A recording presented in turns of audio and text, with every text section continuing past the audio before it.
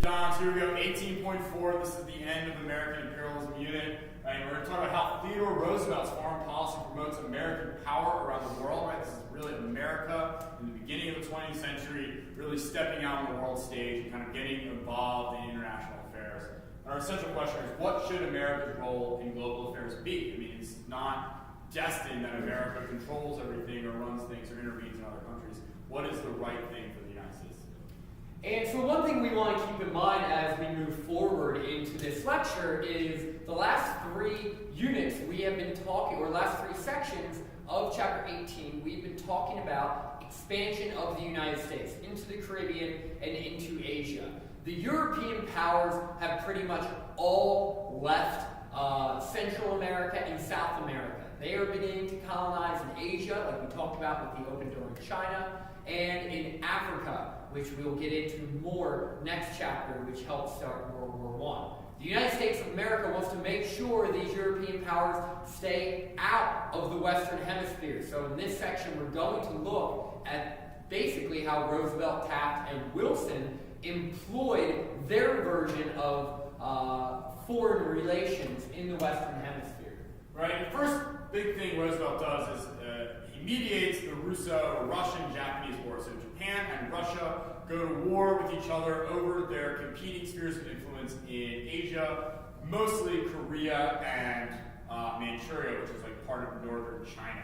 Right. And there's a lot of resources there. The Russians and the Japanese both wanted that to be part of their kind of empire or sphere of influence. Right. They go to war with each other, and very surprisingly, the Japanese Navy destroys the entire Russian fleet. Both the Pacific Fleet and the European fleet has been defeated by the Japanese. The Japanese army pushes Russians deep into Manchuria. And so the Japanese are winning the war, but they're running out of money. Right? This is shocking, especially if you think in the context of this world where everyone in Europe and America is pretty racist, and you have the Japanese are defeating a great, mighty European power, and it's really kind of shocking to the world. And to keep the war from dragging on further than it should and potentially threatening American present business interests in the early 1900s and potential future business interests in Asia, Teddy Roosevelt invites both the Russians and the Japanese to New Hampshire. Yes, he invites the delegates of two countries, basically in Asia, part of Russia is in Asia, all the way to New Hampshire, and he basically forces them to sit down, swallow their pride, and work out a deal. He wins the Nobel Peace Prize for doing this, and more than anything, it really just underscores Teddy Roosevelt's very strong personality, but his ability to create situations that will be beneficial to the United States of America, even if maybe it's not beneficial to the other nations involved. In order to keep Japanese power and potentially Russian power in check in the Pacific, Teddy Roosevelt then sends our Great White Fleet over to Asia as sort of a tour around the world. But really, everyone knows exactly what Teddy is doing. He's showing off the power, might, and capabilities of the United States Navy, which, unfortunately, then made the Japanese want to build up their navy and become an extremely powerful island nation, which, of course, we find out the hard way 34 years later. Spoiler! Yeah, his was going to crush us at Pearl Harbor and drag us into the greatest war in the history of the world. Right, and you're thinking too, remember, Alfred Thayer Mahan had these 4 recommendations for U.S. policy. Bases in Hawaii, check. Bases in the Caribbean, check. Right, a great, strong, powerful Navy, check. There's one more thing that he wanted, and that is a canal through Central America to link the Pacific and Atlantic Oceans. And what we have here is we have the United States of America considering 2 different locations for a canal. One through the country of Nicaragua, and the other through the Panamanian province of Colombia. So what you need to keep in mind is Panama, as we know it today, was not a country yet. They had their own cultural identity, even their own language in Panama, but technically they were part of Colombia. Because of a few different reasons that we're not really going to get into, the United States government basically decided that Panama would be the best option for building this canal. This would increase American shipping to Asia. It would increase our influence in Central and South America, and it would really just allow the United States of America to spread its power throughout the world if they're able to create this very convenient shipping lane through Panama. So the Americans decide, Colombia is like really opposed to the Americans building the canal in Panama. So Theodore Roosevelt decides to sail 12 U.S. battleships off the coast of Panama, simultaneously as Panama is declaring its independence from Colombia. Just happened to work out that way. And we kind of just basically defend the Panamanians, and they get their independence, and in payment for that, they give us control over this strip of land to build a canal. Yeah, so like in summary, what happens is Colombia agrees, a representative from Colombia agrees, probably intimidated and coerced into doing it, but agreed to give us a canal zone for a certain amount of money. When Colombia finds out, they flip out and say, no way, we're never doing that. Roosevelt gets pissed, and like Mr. Manowski mentioned, the United States of America started a Panamanian revolt to free the Panamanian people from Colombia so we could then build a canal through their country and have a 10-mile wide canal zone. That was the deal. We help you get free, you give us a canal. And while the Panamanians temporarily were happy with it, they eventually became disenchanted and started whining and wanting their canal back. Even though that wasn't part of the deal, we have given it back because we are very gracious in victory. Thanks to Jimmy Carter. Eventually, like after about half of a century. But the problem is, it was great for business, but it really hurts our relationship with Latin America. Obviously, it hurts our relationship with Colombia. But this is the beginning of a trend of the United States exerting its authority and dominance over Latin American countries whenever it pleases us, which of course is going to create a ripple effect throughout Central and South America of a lot of enmity towards the United States and their government, our government. It's called the Roosevelt Corollary, right? If you remember the Monroe Doctrine that we're not going to allow Europeans to intervene in the Caribbean, the Roosevelt Corollary is like kind of like a little asterisk on the end of that, and it's basically that we're going to intervene whenever we want.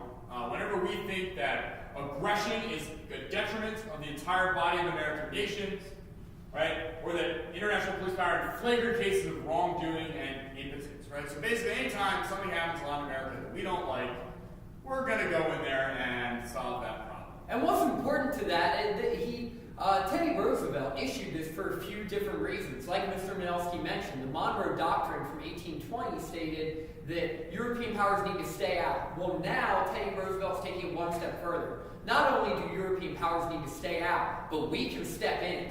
And so what we're seeing is the United States clearly taking an interest in the different economies and import and export capabilities of certain countries.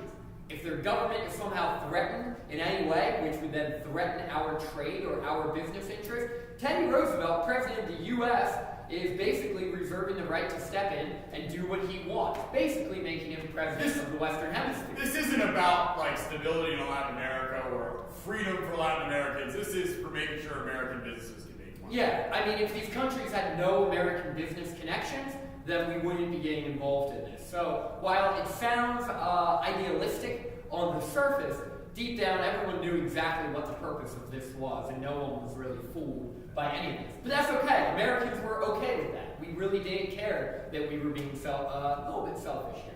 Right, this becomes known as big stick diplomacy, which comes from an African proverb, speak softly and carry a big stick, that Teddy Roosevelt was fond of saying, right? It's basically that we're going to use our force and our might to get what we want. So that's how Roosevelt dealt with things. He decided if it needs to be handled, I will go in and handle it. Period, end of story. I won't have a lot of bluster, I'll just do it. Then Taft takes over, and for the 4 years he's president, he continues in some semblance Teddy Roosevelt's approach to foreign policy, but he focuses just on American business interests. And he gets us involved in different countries where our business interests are threatened or vulnerable. Yeah, the guys becomes known as dollar diplomacy. The guys of like idealism and freedom and stuff just totally go out the window with Taft. It's really about our American businessmen going to make the money that they want. Yeah. And when you think about it, Taft didn't really have the ability to create this guise of diplomacy and peace. I mean, Teddy Roosevelt did. He was known throughout the world. He was known domestically for, solving labor strife. So people thought that he had the best intentions at heart. So it made sense that Roosevelt could rely on that, whereas Taft really couldn't. Wilson comes in and he comes up with missionary diplomacy, which kind of builds on the Monroe Doctrine that we're going to keep control of the Western Hemisphere, but it adds this kind of moral tinge to it that if a country is oppressing its people or wrong or human rights abuses, we're going to intervene and stop that, or at least going to cut off diplomatic relations. And one interesting thing is when you look at missionary diplomacy and you see that Wilson denied recognition to any country that was oppressive, undemocratic, or hostile to the U.S. interest. I mean, this is pretty transparent here.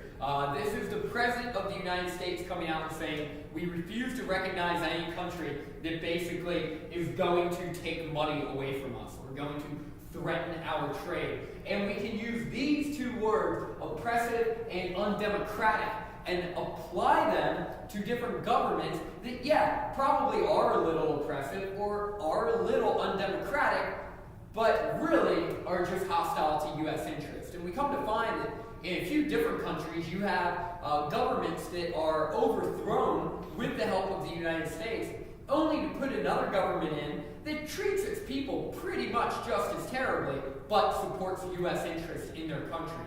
And so that's how we sort of justify it through this. So the biggest challenge in Wilson's administration was in our friends down south of the border in Mexico. You have a democratically elected Porfirio Diaz. He gets overthrown by Huerta, right? Wilson doesn't like Huerta because he's a military dictator. There's a little spat over an arrest of American sailors. So Wilson invades Mexico and occupies the port of Veracruz to get these Marines freed. Huerta then, his government collapses because of basically just people didn't like him.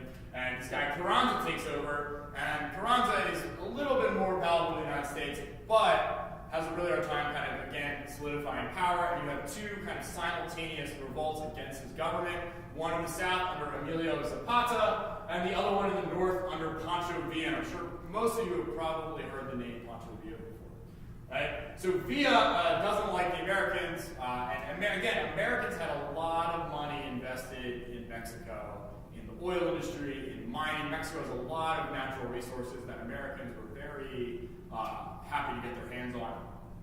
Villa didn't like that. Villa executes some American engineers in Mexico. That's one of the first things he does. Then he actually invades New Mexico. He raids Columbus, New Mexico, which is a town on the border between Mexico and the United States.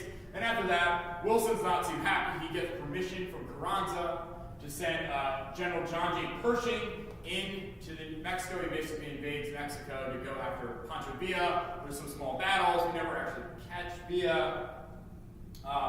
But we have to cut the whole thing short because Carranza gets tired of us running around his country fighting battles. He actually fight a battle with the Mexican army. Like, tensions are very high, and then World War I starts. And Mr. Caldwell.